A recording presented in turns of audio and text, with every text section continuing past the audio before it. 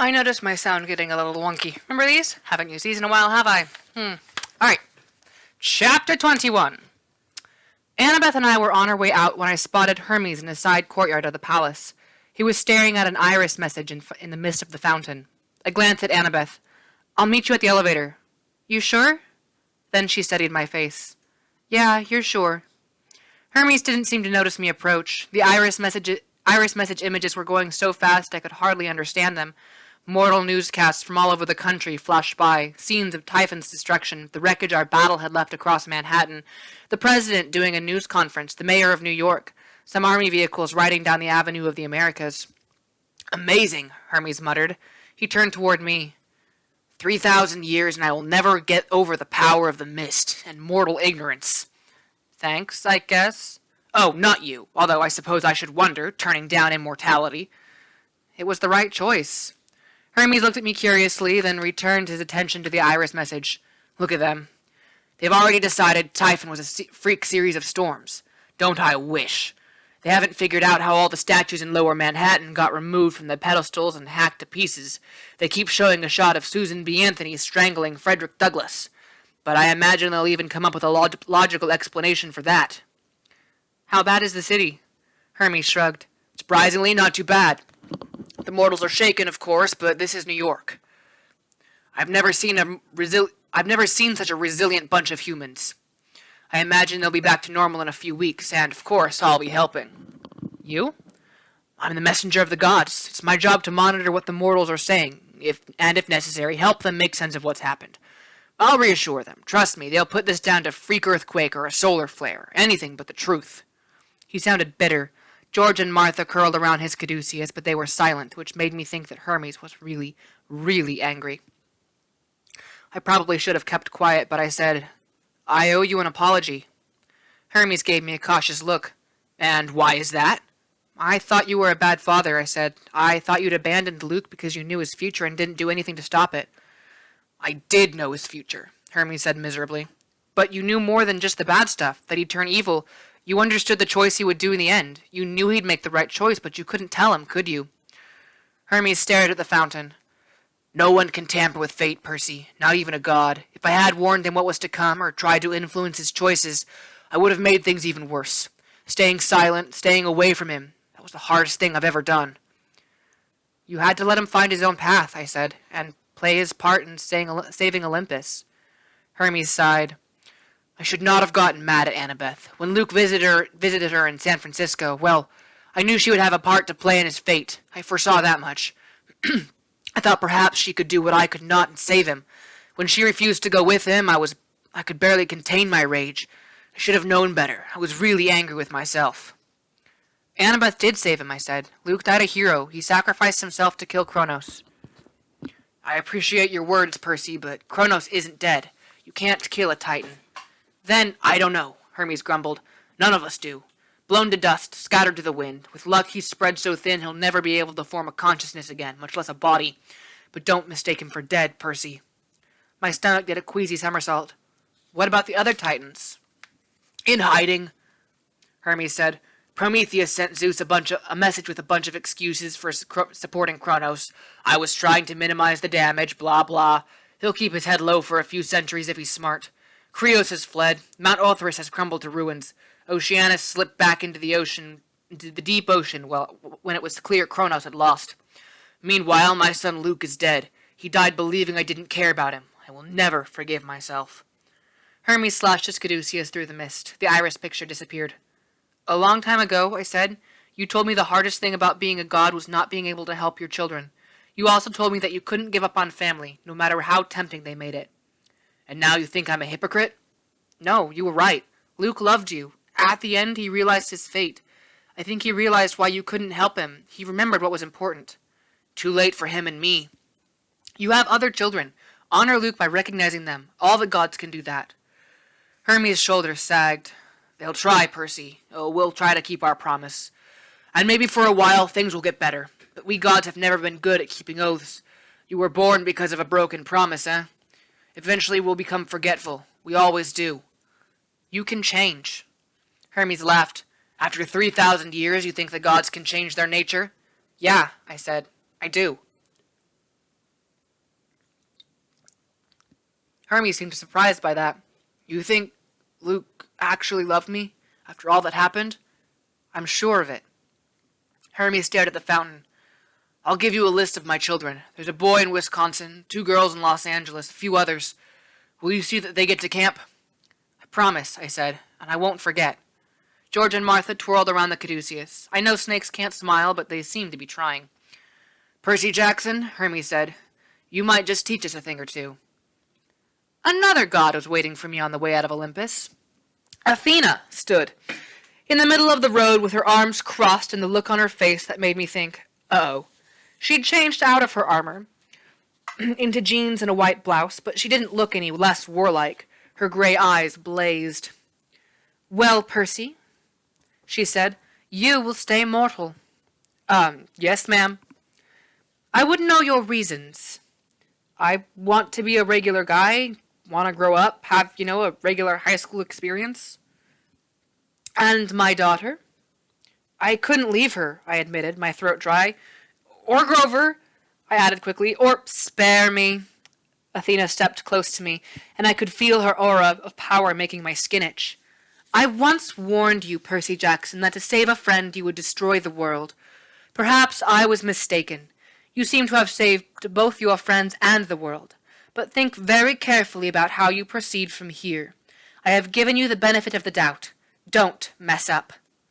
Just to prove her point, she erupted in a column of flame, charring the front of my shirt. Annabeth was waiting for me by the elevator. Why do you smell like smoke? Long story, I said. Together we made our way down to street level. Neither of us said a word. The music was awful. Neil Diamond or something. I should have made that part of my gift to the gods. Better elevator tunes. When we got into the lobby, I found my mother and Paul arguing with the bald security guy who'd returned to his post. I'm telling you, my mom yelled. We have to go up. My son... Then she saw me and her eyes widened. Percy! She hugged the breath right out of me. We saw the building lit up blue, she said. But then you didn't come down. You went up hours ago. She was getting a bit anxious, Paul said dryly. I'm all right, I promised as my mom hugged Annabeth. Everything's okay now. Mr. Blowfist, Annabeth said. That was wicked sword work. Paul shrugged. It seemed the right thing to do, but Percy, is this really... this story about the 600th floor. Olympus, I said. Yeah. Paul looked up at the ceiling with a dreamy expression. I'd like to see that. Paul, Mom chided, it's not for mortals. Anyway, the important thing is we're safe. All of us. I was about to relax. Everything felt perfect. Annabeth and I were okay. My mom and Paul had survived. Olympus was saved. But the life of the demigod is never so easy. Just then, Nico ran in from the street, and his face told me something was wrong. It's Rachel, he said. I ran into her down on 32nd Street. Annabeth frowned. What's she done this time? It's where she's gone, Nico said. I told her she would die if she tried, but she insisted. She just took Blackjack and... She took my Pegasus? I demanded. Nico nodded. She's headed to Half-Blood Hill. She said she had to get to camp. And that's the end of chapter 21, which is super short. I might even get all 3 last chapters in this one, because they're all pretty short. We'll see. Chapter 22, I am dumped. Nobody steals my Pegasus. Not even Rachel. I wasn't sure if I was more angry or amazed or worried. What was she thinking? Annabeth said as we ran for the river. Unfortunately, I had a pretty good idea, and it filled me with dread. The traffic was horrible. Everybody was out on the streets gawking at the war zone damage. Police sirens wailed on every block. There was no possibility of catching a cab, and the Pegasi had flown away. I would have settled for some party ponies, but they had disappeared along with most of the root beer in Midtown. So we ran, pushing through mobs of dazed mortals that clogged the sidewalks. She'll never get through the defenses, Annabeth said. Peleus will eat her. I hadn't considered that. The mist wouldn't fool Rachel like it would most people. She'd be able to find the camp no problem, but I'd been hoping the magical boundaries would just keep her out like a force field. It hadn't even occurred to me that Peleus might attack. We've got to hurry, I glanced at Nico. I don't suppose you could conjure up some skeletal horses. He wheezed as he ran. So tired. Couldn't summon a dog bone. Finally, we scrambled over the embankment to the shore, and I let out a loud whistle. I hated doing it. Even with the sand dollar I'd given the East River for a magic cleaning, the water was still pretty polluted. I didn't want to make any sea animals sick, but they came to my call. 3 wake lines appeared in the gray water, and a pod of hippocampi broke the surface. They whinnied unhappily, shaking the river muck from their manes. They were beautiful creatures, with multicolored fishtails and the heads and forelegs of white stallions. The hippocampus in front was much bigger than the others, a ride fit for a cyclops. "Rainbow," I called. "How's it going, buddy?" He neighed a complaint. "Yeah, I'm sorry," I said, "but it's an emergency. We need to get to camp." He snorted. "Tyson?" I said. "Tyson is fine. I'm sorry he's not here. He's a big general now in the Cyclops army." He neighed. "Yeah, I'm sure he'll still bring you apples. Now about that ride." In no time, Annabeth, Nico, and I were zipping up the East River faster than jet skis. We sped under the Throg's Neck Bridge and headed for Long Island Sound. It seemed like forever until we saw the beach at camp. We thanked the hippocampi and waded ashore, only to find Argus waiting for us. He stood in the sand with his arms crossed, his 100 eyes glaring at us. "Is she here?" I asked. He nodded grimly. "Is everything okay?" Annabeth said. Argus shook his head. We followed him up the trail. It was surreal being back at camp, because everything looked so peaceful. No burning buildings, no wounded fighters. The cabins were bright in the sunshine, and the fields glittered with dew. But the place was mostly empty. Up at the big house, something was definitely wrong. Green light was shooting out of all the windows, just like I'd seen in the dream about May Castellan. Mist, the magical kind, swirled around the yard. Chiron lay on a horse-sized stretcher on the volleyball pit, a bunch of satyrs standing around him. Blackjack cantered nervously in the grass. "Don't blame me, boss," he pleaded when he saw me. "The weird girl made me do it." Rachel Elizabeth Dare stood at the bottom of the porch steps. Her arms were raised like she was waiting for someone inside the house to throw her a ball. What's she doing?" Annabeth demanded. "How did she get past the barriers?" "She flew," one of the satyrs, looking accusingly at Blackjack. "Right past the dragon, right through the magic boundaries." "Rachel," I called, but the satyrs stopped me when I tried to get any closer. "Percy, don't," Chiron warned. He winced as he tried to move. His left arm was in a sling, and his 2 back legs were in splints, and his head was wrapped in bandages. "You can't interrupt." "I thought you explained things to her." "I did, and I invited her here." I stared at him in disbelief. "You said you'd never let anyone try again. You said—" "I know what I said, Percy, but I was wrong. Rachel had a vision about the curse of Hades. She believes it may be lifted now. She convinced me she deserves a chance." "And if the curse isn't lifted? If Hades hasn't gotten around to that yet? She'll go crazy." The mist swirled around Rachel. She shivered like she was going into shock. "Hey!" I shouted. "Stop!" I ran toward her, ignoring the satyrs. I got within 10 feet and hit something like an invisible beach ball. I bounced back and landed in the grass.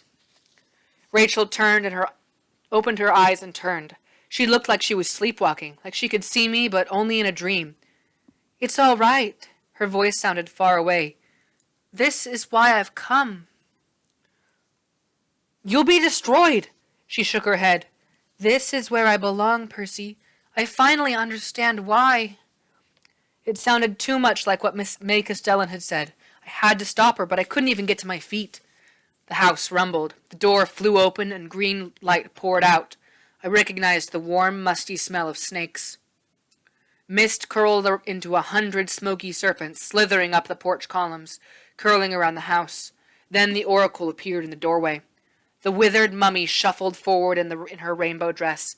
She looked even worse than usual, which is saying a lot.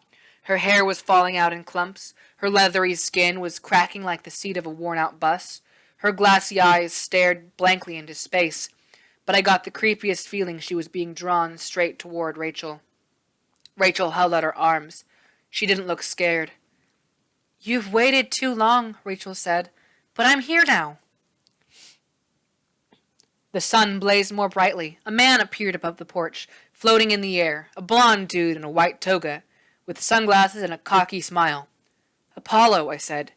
He winked at me, but held his finger to his lips. "Rachel Elizabeth Dare," he said. "You have the gift of prophecy, but it is also a curse. Are you sure you want this?" Rachel nodded. It's my destiny. Do you accept the risks?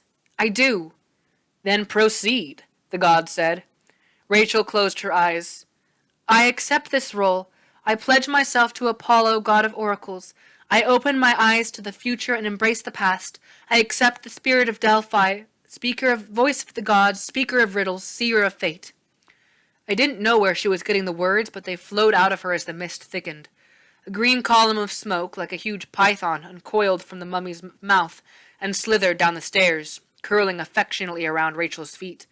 The oracle's mummy crumbled, fading away until it was nothing but a pile of dust, in an old tie-dye dress. Mist enveloped Rachel in a column. For a moment, I couldn't see her at all. Then the smoke cleared. Rachel collapsed and curled into the fetal position. Annabeth, Nico, and I rushed forward, but Apollo said, Stop! This is the most delicate part. What's going on? I demanded. What do you mean? Apollo studied Rachel with concern. Either the spirit takes hold, or it doesn't. And if it doesn't? Annabeth asked. 5 syllables, Apollo said, counting them on his fingers. That would be real bad. Despite Apollo's warning, I ran forward and knelt over Rachel. The smell of the attic was gone. The mist sank into the ground and the green light faded, but Rachel was still pale. She was barely breathing. Then her eyes fluttered open. She focused on me with difficulty. Percy, are you okay? She tried to sit up. Ow! She pressed her hands to her temples. Rachel, Nico said, your life aura almost faded completely. I could see you dying. I'm all right, she murmured. Please, help me up. The visions, they're a little disorienting. Are you sure you're okay? I asked. Apollo drifted down from the porch. Ladies and gentlemen, may I introduce the new Oracle of Delphi? You're kidding, Annabeth said. Rachel managed a weak smile. It's a little surprising to me, too, but this is my fate. I saw it when I was in New York. I know why I was born with true sight. I was meant to become the Oracle. I blinked. You mean you can tell the future now? Not all the time, she said, but there are visions, images, words in my mind. When someone asks me a question, Oh, no. It's starting, Apollo announced. Rachel doubled over like someone had punched her. Then she stood straight, and her eyes glowed serpent green.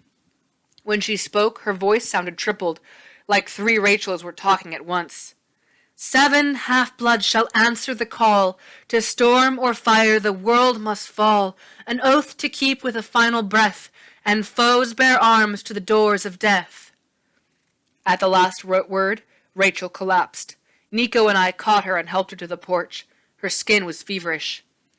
I'm all right, she said, her voice returning to normal.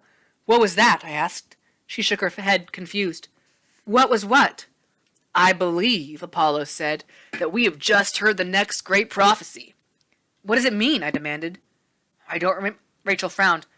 I don't even remember what I said. No, Apollo mused. The spirit will only speak through you occasionally. The rest of the time, our Rachel will be much as she's always been. There's no point in grilling her, even if she has just issued the next big prediction of the future of the world.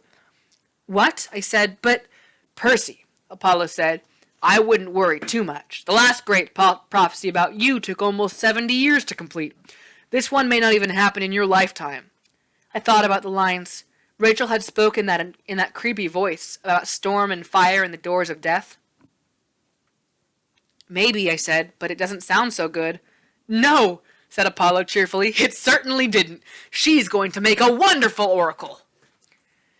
It was hard to drop the subject, but Apollo insisted that Rachel needed rest, and she did look pretty disoriented. I'm sorry, Percy, she said. Back on Olympus, I didn't explain everything to you, but the calling frightened me. I didn't think you'd understand.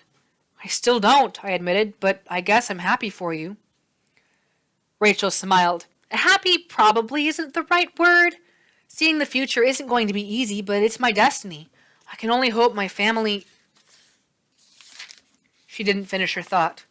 Will you still go to Clarion Academy?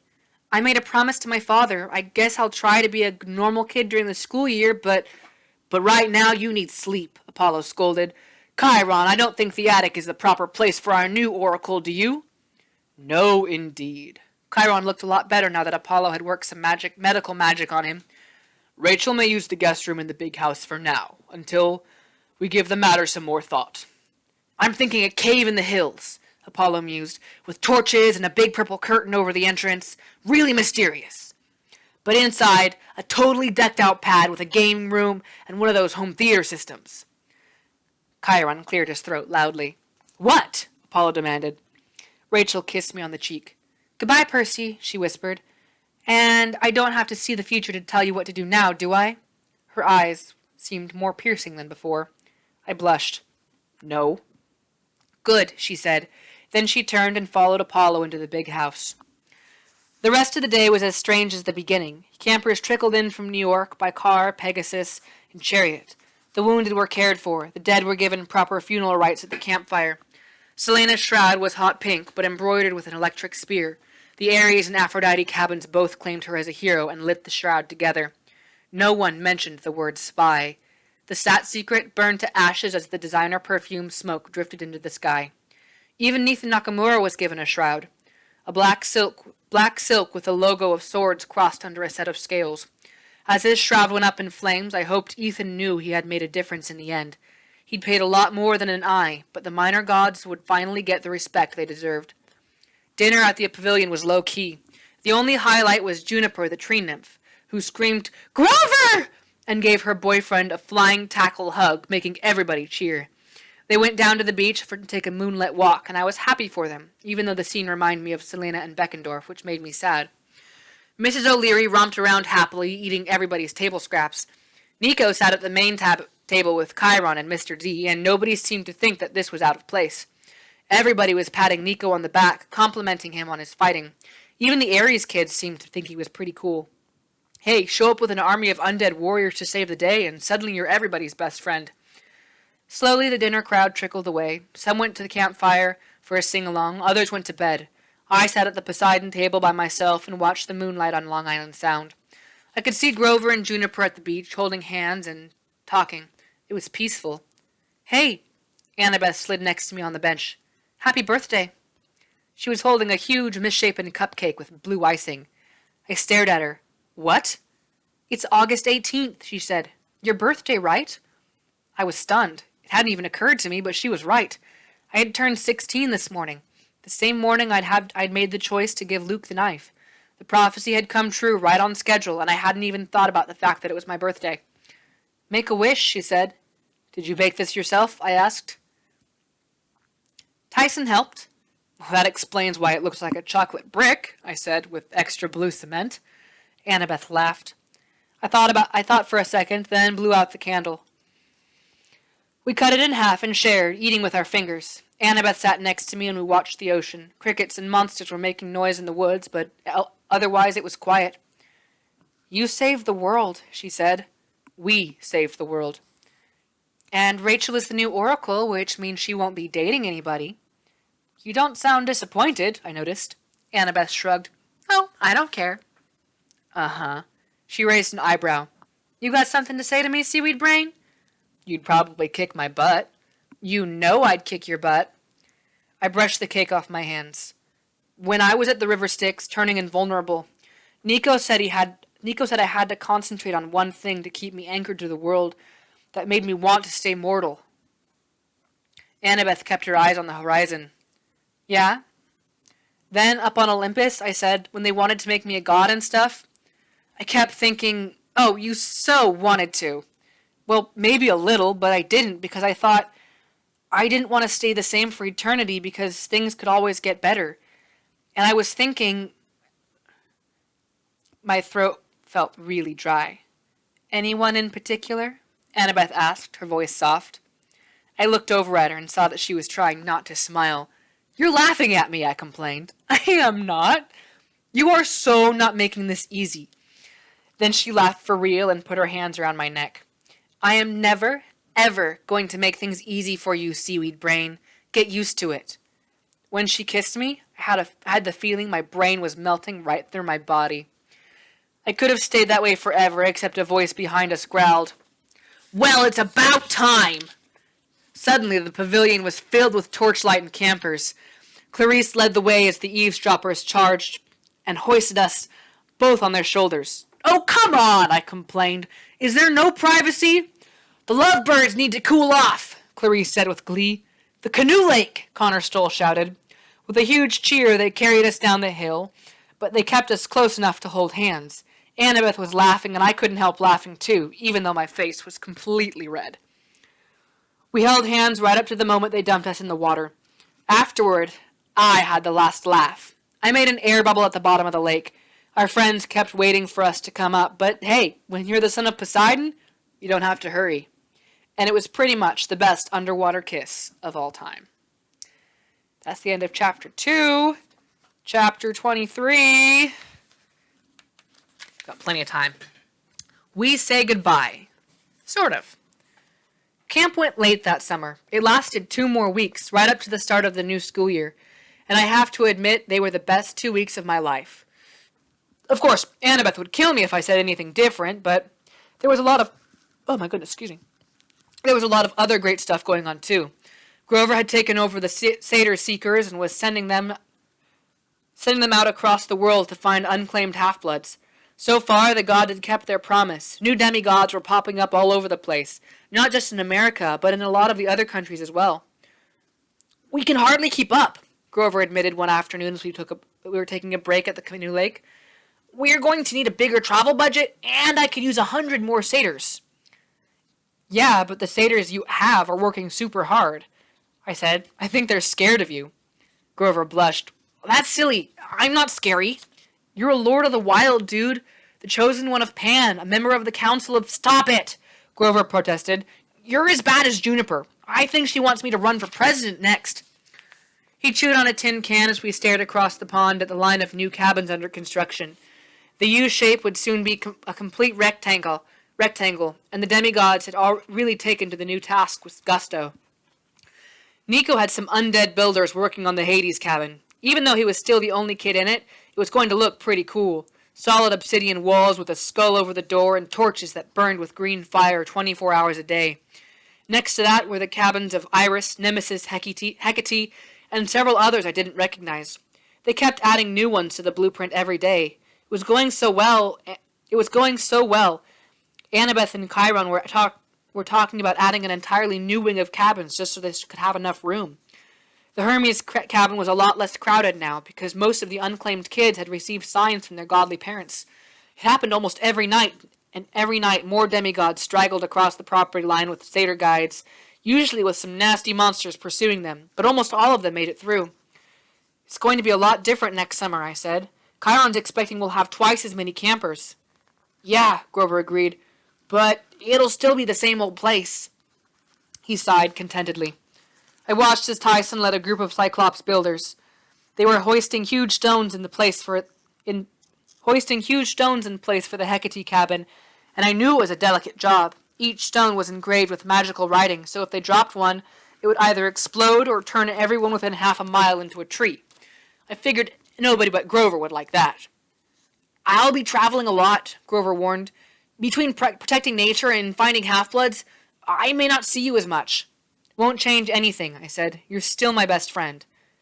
He grinned. "Except for Annabeth. That's different." "Yeah," he agreed. "It sure is." In the late afternoon, I was taking one last walk along the beach when a familiar voice said, "Good day for fishing." My dad, Poseidon, was standing knee-deep in the surf, wearing his typical Bermuda shorts, beat-up cap, and a real subtle pink and green Tommy Bahama shirt. He had a deep-sea fishing rod in his hand, and when he cast it, the line went way out, like halfway across the Long Island Sound. "Hey, Dad," I said, "what brings you here?" He winked. "Never really got to talk in private on Olympus. I wanted to thank you." "Thank me? You came to the rescue." "Yes, and I got my palace destroyed in the process. But, you know, palaces can be rebuilt. I've gotten so many thank you cards from the other gods. Even Ares wrote one, though I think Hera forced him to. It's rather gratifying, so thank you. I suppose even gods can learn new tricks." The sound began to boil. At the end of my dad's line, a huge green sea serpent erupted from the water. It thrashed and fought, but Poseidon just sighed. Holding his fishing pole with one hand, he whipped out his knife and cut the line. The monster sank below the surface. "Not eating size," he complained. I have to release the little ones or the game wardens will be all over us. Little ones? He grinned. You're doing well with those new cabins, by the way. I suppose that means I can claim all those other sons and daughters of mine and send you some siblings next summer. Ha ha. Poseidon reeled in his empty line. I shifted my feet. You were kidding, right? Poseidon gave me one of those inside joke winks, and I still didn't know whether or not he was serious. I'll see you soon, Percy. And remember, know when the fish are big enough to land, right? With that, he dissolved in the sea breeze, leaving a fishing pole lying in the sand. That evening was the last night of camp, the beads ceremony. The Hephaestus cabin had designed the beads this year. It showed the Empire State Building, and etched in tiny Greek letters, spiraling around the image, were the names of all the heroes who died defending Olympus. There were too many names, but I was proud to wear the bead. I put it on my camp necklace. 4 beads now. I felt like an old-timer. I thought about the first campfire I'd ever attended, back when I was 12, and how I'd felt so at home. That, at least, hadn't changed. Never forget this summer, Chiron told us. He had healed remarkably well, but he still trotted in front of the fire with a slight limp. We have discovered bravery and friendship and courage this summer. We have upheld the honor of the camp. He smiled at me, and everybody cheered. As I looked at the fire, I saw a little girl in a brown dress tending the flames. She winked at me with red glowing eyes. No one else seemed to notice her, but I realized maybe she preferred it that way. And now, Chiron said, early to bed. Remember, you must vacate your cabins by noon tomorrow unless you've made arrangement to stay the year with us. The cleaning harpies will eat any stragglers, and I'd hate to end the summer on a sour note. The next morning, Annabeth and I stood on the top of Half-Blood Hill. We watched the buses and vans pull away, taking most of the campers back to the real world. A few old-timers would be staying behind, and a few of the newcomers, but I was headed back to Good High School for my sophomore year, the first time in my life I'd ever done 2 years at the same school. Goodbye, Rachel said to us as she shouldered her bag.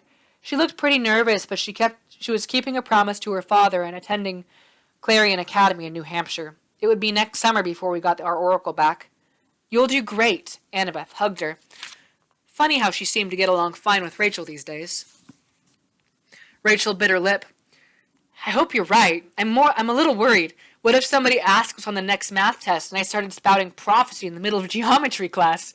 The Pythagorean theorem shall be num problem 2. Gods, that would be embarrassing. Annabeth laughed, and to my relief, it made Rachel smile. Well, she said, you two be good to each other. Go figure, but she looked at me like I was some kind of troublemaker. Before I could protest, Rachel wished us well and ran down the hill to catch her ride.